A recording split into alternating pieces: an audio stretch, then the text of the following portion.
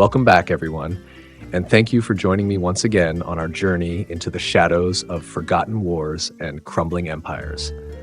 Today, we travel back to the western edge of the ancient world, to the island of Sicily, where a sleeping giant would rise once more. After nearly 70 years of uneasy peace, the great merchant power of Carthage returned to the battlefield, determined to reclaim its influence and settle old scores. Their target, the proud Greek city of Selinus, a former ally turned enemy, bold, defiant, and unaware of the storm about to fall upon its gates. In this episode, we uncover the dramatic events of 409 BC, when a massive Carthaginian expedition landed on Sicilian shores, igniting one of the bloodiest sieges the island had ever seen. A tale of betrayal, desperate defense, and brutal conquest. This is the Battle of Selinus. Let's begin. The Greek city of Selinus and the Elymian city of Segesta shared a long and complex relationship shaped by both economic cooperation and territorial rivalry. For much of their early history, the two cities were trading partners, with ties strong enough to support formal agreements, including laws that permitted intermarriage between their citizens, a notable sign of mutual trust and integration in the ancient world. However, this relationship was not without tension. Disputes over land, influence, and local alliances led to periodic hostilities. By around 416 BC, the fragile balance between Selinus and Segesta began to deteriorate once again. Skirmishes and provocations resumed, particularly over contested border regions, reigniting a cycle of conflict that would eventually draw in far more powerful actors, first Athens and later Carthage. The Greeks of Selinus advanced across the upper reaches of the river Mazaros, occupying disputed lands along the border of Segestan territory. These incursions quickly turned into raids, provoking Segesta to demand that Selinus withdraw. When these requests were ignored, the Segestans launched a counterattack and briefly regained control of the contested lands, only to be defeated by Selinus in a subsequent battle.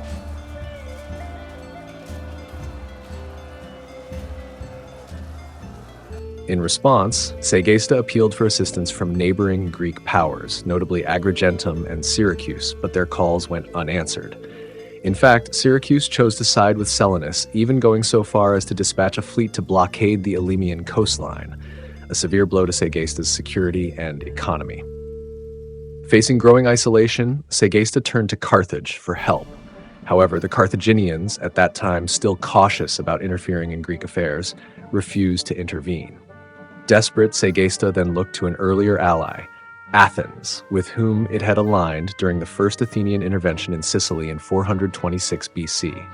An embassy was sent to Athens, pleading for aid. The result was the ill-fated Athenian Sicilian expedition of 415 to 413 BC, a massive military campaign that ended in disaster. The invasion was crushed by a coalition of Sicilian cities, including Selinus and Syracuse. With the destruction of the Athenian force, Segesta's alliance with Athens had backfired, leaving the city politically isolated and militarily vulnerable. In the aftermath of the Athenian defeat in Sicily, the city of Selinus once again turned its attention to territorial expansion. Given its geographic position in western Sicily, Selinus had limited options for growth. To the west lay Motia, a powerful Carthaginian settlement. To the east, the wealthy and well-defended city of Agrigentum, and to the north, the Elymian city of Segesta, now politically weakened and isolated. Conquering Segesta and subduing the Elymian territories would have dramatically expanded Selinus's domain, creating a territory that could rival Syracuse in both size and strategic importance. It would also give Selinus direct access to the Tyrrhenian Sea, opening valuable trade routes with Etruscan and Massiliot markets, greatly enhancing its economic position in the western Mediterranean. By 410 BC, Selinus once again resumed its campaign of expansion by reoccupying the contested territories beyond the river Mazaros, deepening the long-standing border dispute with Segesta. The Elymians, still recovering from the collapse of their Athenian alliance and wary of provoking a larger conflict, especially with Syracuse now aligned with Selinus, chose not to offer immediate resistance. Despite their restraint, Selinuntine forces continued raiding Segestan lands, placing increasing pressure on the city's economy and security. Facing a growing threat and finding no allies among the Greek cities of Sicily, Segesta dispatched an embassy to Carthage, appealing for protection and military assistance. This marked a critical turning point in Western Sicilian politics, as Carthage was now being invited to intervene directly in Greek affairs on the island. In the 70 years following the Battle of Himera, Carthage had focused its attention away from Sicily, pursuing expansion and consolidation elsewhere in the Western Mediterranean. Under the leadership of the Magonid dynasty, Carthage extended its control over vast territories in North Africa, secured Sardinia, and actively explored new trade routes along the Atlantic coasts of Africa and Europe. Rather than engaging in military confrontation with the Greeks, Carthage prioritized economic growth, refining its trade networks, and consolidating commercial dominance across the Western Mediterranean. By around 430 BC, these efforts had paid off significantly. Carthage had accumulated a massive reserve of gold and silver, the result of careful market control and expanding international commerce. During this period, a mutual avoidance took hold. Carthage refrained from intervening in Sicilian affairs, and the Sicilian Greeks, recognizing Carthage's power, largely avoided provoking it. While Carthage refused Segesta's initial request for aid in 416 BC, the situation had changed considerably by 411 BC, and this time Carthage began to take the matter seriously. To secure its survival, Segesta formally submitted to Carthage, agreeing to become a dependent ally. While the precise terms of this arrangement are unknown, it likely allowed Segesta to retain internal autonomy and control over local commerce, while surrendering its foreign policy to Carthaginian oversight. In exchange for military protection, Segesta would have been expected to host Punic garrisons and possibly pay tribute, placing it in a position akin to that of a vassal state. At the same time, one of Carthage's suffets was Hannibal Mago, a prominent figure of the Magonid dynasty. Hannibal was no friend of the Greeks. His hostility was likely personal as well as political. His grandfather, Hamilcar, had led the Carthaginian army at the Battle of Himera in 480 BC, where he was killed in a crushing defeat at the hands of the Sicilian Greeks. For Hannibal, aiding Segesta was not only a strategic opportunity, but also a matter of family vengeance. The Carthaginian Senate debated the matter at length, weighing both the strategic benefits and the potential dangers. Ultimately, the influence and determination of Hannibal Mago carried the decision. The Senate accepted Segesta's submission to Punic hegemony, and Hannibal was granted full authority to provide assistance to Segesta by any means necessary, including the use of military force. Despite his personal animosity toward the Greeks, Hannibal Mago approached the unfolding situation with strategic caution rather than emotion. Before committing to war, he sent an embassy to Selinus offering a diplomatic solution. Selinus would be allowed to retain control of the disputed borderlands, provided it agreed to a ceasefire with Segesta. This proposal served multiple purposes. If accepted, it would have expanded Carthage's influence peacefully, since Segesta was now a Carthaginian dependency.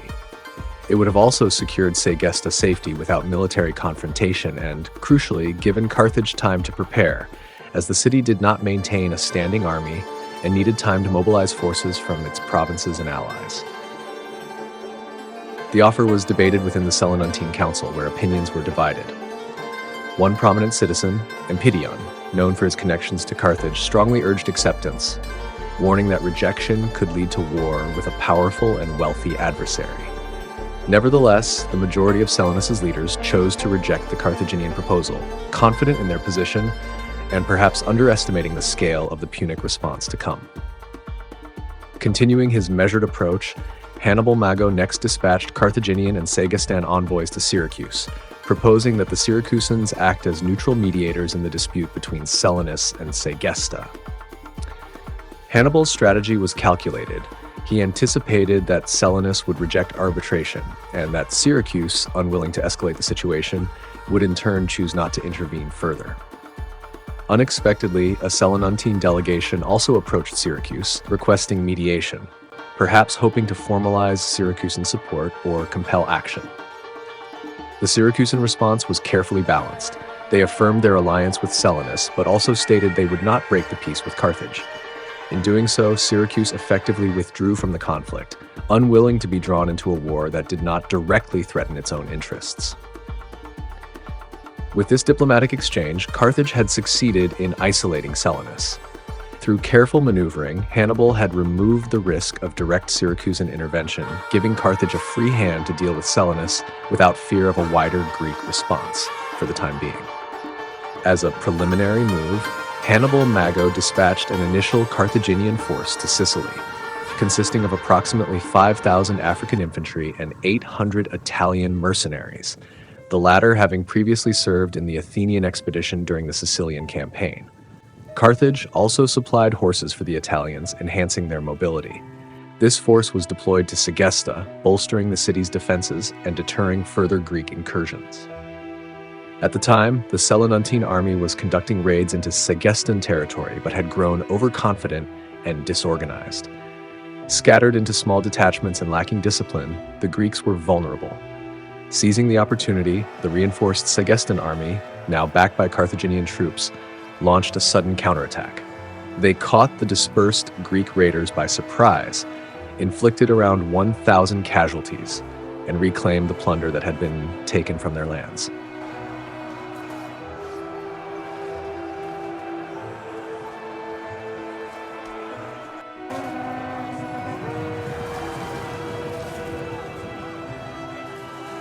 Following this sharp defeat, the Greek forces withdrew to Selinus, and Segesta was secure, for the moment, from further raids.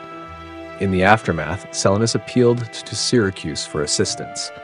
Although the Syracusan assembly voted in favor of providing aid, no action was taken at that time, likely due to political hesitation or strategic caution.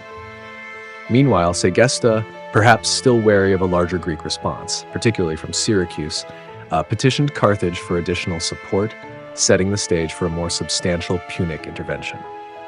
In response to Segesta's renewed appeal, Hannibal Mago began preparations for a full-scale military campaign in Sicily. However, as Carthage did not maintain a standing army, Hannibal had to spend the entire winter organizing and recruiting troops from across the Punic world. The resulting force was drawn from North Africa, Sardinia, Spain, and even included contingents of Sicilian Greeks. Notably, the army also contained a significant number of Carthaginian volunteers, an uncommon occurrence that suggests the campaign carried strong political and emotional weight within Carthage itself. Ancient sources differ widely on the size of this invading force. The historian Ephorus claims that Hannibal assembled 204,000 men, while Timaeus puts the number at 100,000. However, such figures are likely exaggerated. Most modern scholars estimate a more realistic total of 40,000 to 50,000 troops. Two important aspects stand out about this army. First, the active participation of Carthaginian citizens, who typically did not serve in large numbers, indicates the significance of the campaign. Second, Hannibal managed to recruit Greek mercenaries, some of whom were Sicilian Greeks willing to fight against their fellow Greeks, a fact that would have been seen as deeply dishonorable by many of their contemporaries. Founded in 628 BC by Dorian Greek settlers from Megara Hyblaea, Selinus grew into one of the wealthier cities of Sicily, though it never quite matched the size or influence of Syracuse or Agrigentum. Nevertheless, due to its strategic location, economic strength, and capable citizenry, the city was expected to mount a respectable defense, an assumption shared by the Syracusans, who believed Selinus could hold out long enough for a relief force to arrive. Geographically, Selinus occupied a hill rising approximately 47 meters, gently sloping on three sides and bordered to the south by the sea, where the elevation was more abrupt. The city was flanked by two rivers, the Selinus to the west and the Hypsas to the east. The original urban core, located on the walled Acropolis at the southern end of the hill, eventually expanded northward to cover the entire elevation. Two harbors, situated at the mouths of the rivers, provided access to maritime trade and transport. In terms of military strength, large Sicilian cities such as Syracuse and Agrigentum could field armies of 10,000 to 20,000 citizen soldiers. In contrast, mid-sized cities like Himera and Messana typically mustered between 3,000 and 6,000 troops. Selinus likely had a fighting force of around 3,000 to 5,000 hoplites, composed entirely of its own citizens, as there is no evidence that the city employed mercenaries at this time. In addition to its infantry, Selinus possessed a notable cavalry contingent, which would have played a key role in defending the surrounding territory. However, little is known about the naval capabilities of Selinus during this period. Sources are silent on the number or readiness of warships, and it remains unclear whether the city maintained an active fleet in 409 BC. Furthermore, having conducted most of its military campaigns outside its own walls since the early 5th century, Selinus appears to have neglected its fortifications over time. By the eve of the Carthaginian assault, the city walls were reportedly in a poor state of repair, a critical vulnerability given the scale of the coming siege. In the spring of 409 BC, Hannibal Mago's invasion force crossed from North Africa to Sicily. The operation was carried out with impressive logistical coordination. The army, along with supplies and siege equipment, was ferried across the sea in approximately 1,500 transport ships, escorted by 60 triremes. This force was significantly more powerful than the Athenian expedition to Sicily just a few years earlier. While the Athenians deployed a larger battle fleet of 134 triremes, their actual invasion force numbered only around 6,400 troops. In contrast, the Carthaginian army was far larger, likely between 40,000 and 50,000 soldiers, and far better supported. Perhaps the most decisive difference lay in logistics. The Carthaginian supply system was far more sophisticated than that of the Athenians. Although the figure of 1,500 transports may be exaggerated, possibly inflated due to ancient estimates of the army's size, it is clear that Carthage prioritized logistical preparation. The Athenians had brought only 130 transports and relied heavily on a disorganized fleet of private merchant vessels to carry supplies, a factor that contributed to the eventual collapse of their campaign. In addition to superior manpower and organization, the Carthaginians were well equipped for siege warfare. The army brought with it a full arsenal of siege equipment, including battering rams and siege towers, tools essential for breaching fortified cities like Selinus. These capabilities were supported by Carthage's long-standing Phoenician tradition of engineering skill, a legacy that proved invaluable in the highly technical and labor-intensive operations of siege warfare. The Carthaginian army first made landfall at Lilybaeum on the western tip of Sicily. From there, Hannibal Mago moved the fleet to Motia, where the ships were securely stationed, and then began a direct overland march towards Selinus, the primary objective of the campaign. Along the way, it is likely that allied contingents from Carthage's local allies and client cities in Sicily joined the advancing army, further strengthening its numbers. Despite the speed of the Carthaginian advance, Selinus was not taken entirely by surprise. A detachment of Selinuntine cavalry scouting near Motia had observed the arrival of Hannibal's army and swiftly returned to report the threat. In response, the city's leaders took immediate defensive measures. All citizens living outside the city walls were called in for protection, and provisions were gathered in anticipation of a siege. At the same time, urgent requests for military assistance were sent to other Greek cities, notably Gela and Syracuse. Though hastily prepared, these actions show that Selinus was aware of the danger and attempted to organize a defense before the Carthaginian army could strike. Before laying siege to the city itself, Hannibal took steps to secure his logistical base. He captured a trading station located at the mouth of the river Mazaros, near Selinus. This installation was probably the city's main port, offering excellent landing facilities for ships arriving from Africa. Securing this site ensured a steady flow of supplies, reinforcements, and equipment, which would be critical for sustaining a prolonged siege. By establishing firm control over this coastal point, Hannibal effectively cut off Selinus's access to the sea and placed the city under growing pressure from both land and sea.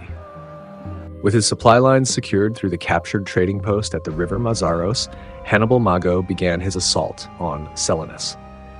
He first divided his army, assigning a smaller contingent to the east of the city to monitor and potentially block any Greek relief forces approaching from cities such as Gela or Syracuse.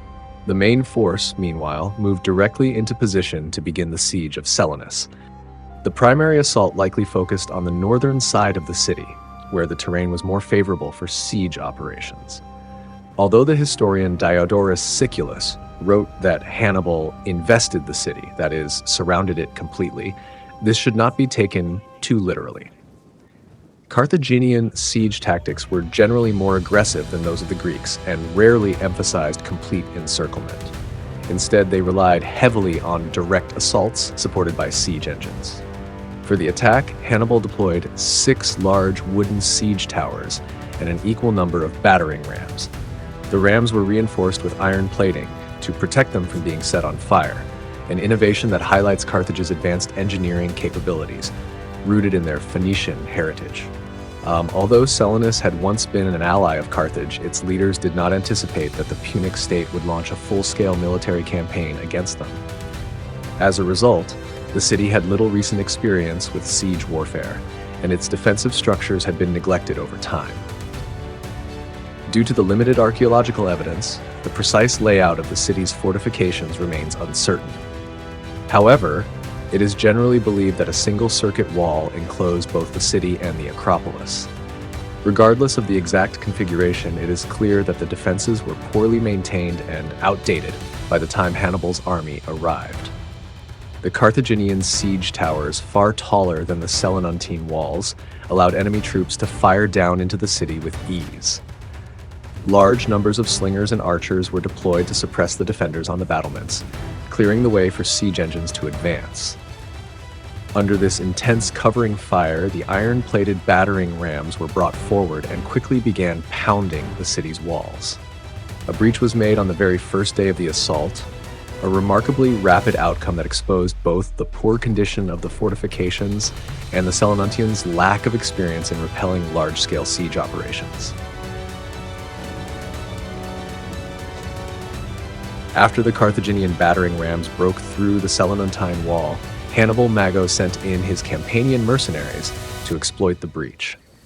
According to the historian Diodorus Siculus, these troops were considered among Hannibal's most effective and disciplined soldiers. The Campanians advanced in relays, attacking in coordinated waves that maintained constant pressure on the defenders. This tactic significantly intensified the assault and prevented the Selinuntians from regrouping or counterattacking effectively. These mercenaries had arrived in Sicily around 3 years earlier, originally serving in the Athenian expedition. After Athens' disastrous defeat, they were left without employment. What they did in the intervening years is unknown, though sources suggest they may have engaged in irregular or lawless activity before being hired by Carthage. Interestingly, the Carthaginians had provided them with horses, allowing them to serve as cavalry. However, cavalry units are generally of limited value in siege warfare, which typically demands infantry assaults. It is possible that Carthage anticipated this need, and as part of their contract, the Campanians were required to fight dismounted when necessary. This detail, whether explicitly arranged or naturally adopted, illustrates the versatility of mercenary troops and the strategic value they offered to ancient armies like that of Carthage. A crucial detail of the assault on Selinus is that it was carried out entirely by mercenaries, not Carthaginian citizens. Carthage generally avoided exposing its own citizens to the high-risk task of storming fortified cities, preferring to rely on hired troops for such dangerous operations. However, the initial attempt to exploit the breach in the wall appears to have been premature. The Carthaginians had not yet cleared the rubble created by their siege engines, leaving the breach clogged with debris that impeded movement and disrupted the assault. While the sheer size and power of the siege towers and battering rams initially intimidated the defenders, the entire population of Selinus, including civilians, rallied fiercely to resist the attackers. As the Campanian mercenaries pressed forward, they became bogged down in the rubble, unable to maintain momentum or establish a foothold within the city. The determined resistance of the Selinuntians turned what was expected to be a swift breakthrough into a prolonged and bloody struggle. By the end of the campaign, the Campanians expressed dissatisfaction, feeling they had been exploited and insufficiently rewarded for the intensity of their effort. According to ancient accounts, they complained bitterly that Hannibal had not compensated them properly for their hard service. The battle at the walls of Selinus raged for an entire day, but as darkness fell, the Carthaginians were forced to break off the assault, having failed to breach the city on the first day despite their overwhelming force. Taking advantage of the brief pause in the fighting, the Selinuntines dispatched urgent appeals for aid to nearby Greek cities, including Agrigentum, Gela, and Syracuse. However, the response was cautious and delayed. Both the Agrigentines and Galones were reluctant to act without Syracusan leadership, preferring to wait for a unified response. At that moment, Syracuse was engaged in a local conflict of its own, which initially prevented an immediate reaction. Nonetheless, recognizing the seriousness of the threat, the Syracusans broke off their local campaign and began assembling a relief army to march west and support Selinus. Despite the fact that the walls of Selinus had already been breached, the Syracusans believed the city could hold out until reinforcements arrived. They assumed that the Carthaginians would be forced into a prolonged passive siege, as was typical in Greek siege warfare, where direct assaults were less common and progress often depended on starvation or psychological attrition. This assumption revealed a critical misjudgment. The Syracusans failed to appreciate that Carthaginian siege doctrine, rooted in Phoenician engineering traditions, was far more aggressive and technologically advanced than what most Greek city-states were accustomed to. On the following day, Hannibal adopted a more methodical approach to the siege. Rather than concentrating all efforts on a single breach, he ordered his forces to attack the city walls at multiple points. This tactic was designed to distract and stretch the defenders, drawing them away from the original breach, thereby allowing Carthaginian engineers to enlarge the opening and clear away the rubble with greater efficiency. Over the course of 9 days, the Carthaginians engaged in intense labor and fierce combat. Progress was slow and costly, but ultimately it was a contingent of Iberian mercenaries who succeeded in forcing their way into the city. However, the breach did not mark the end of the conflict. Urban combat ensued, and the struggle for control of Selinus continued within the city's streets and homes, where defenders resisted with desperate determination. Once inside the city, the Iberian mercenaries encountered fierce resistance. The Selinuntines defended their city street by street, house by house, with young men holding the front lines, while older men and women delivered food, water, and supplies to sustain the defense. The historian Diodorus Siculus describes how, in the face of overwhelming danger, even women took up arms, setting aside the traditional modesty and restraint expected of them in peacetime. He attributes this extraordinary behavior to the severity of the crisis, which demanded the full participation of the entire population. Much like in the urban fighting at Plataea and Corcyra, women and even children climbed onto rooftops to hurl stones and tiles at the invaders below. The battle of attrition continued throughout the day, marked by relentless Carthaginian assaults in rotating waves which gradually wore down the exhausted defenders. By late afternoon of the 9th day, Hannibal's forces had fought their way from the northern wall across the entire city, eventually securing the Acropolis and bringing Selinus under Carthaginian control.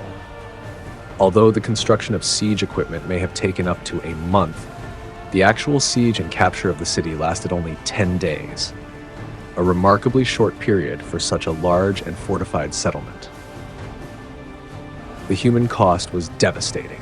While between 2,000 and 3,000 armed men managed to escape, around 4,000 to 6,000 people, men and women, were taken prisoner, and the remainder were massacred. Ancient sources claim that as many as 16,000 bodies were counted after the battle, a grim testament to the scale of the slaughter. Following their hard-fought victory, the Carthaginians razed the city of Selinus, effectively erasing it as a political and military force. However, in keeping with Phoenician religious customs, the temples were left intact and not desecrated, though their treasuries were looted and the valuable offerings removed. With the mission fully accomplished, Hannibal Mago had fulfilled the objectives set by the Carthaginian Senate. Selinus, formerly a Greek stronghold and a threat to Carthaginian interests, had been decisively eliminated. Yet rather than returning to Carthage or pursuing diplomatic avenues with the now alarmed Greek cities, Hannibal chose to continue the campaign, marching on Himera, the site of Carthage's humiliating defeat in 480 BC. This move marked a symbolic act of vengeance, as well as a strategic effort to further dismantle Greek resistance in western Sicily. The Syracusans, recognizing the threat, began preparing in earnest to defend Himera.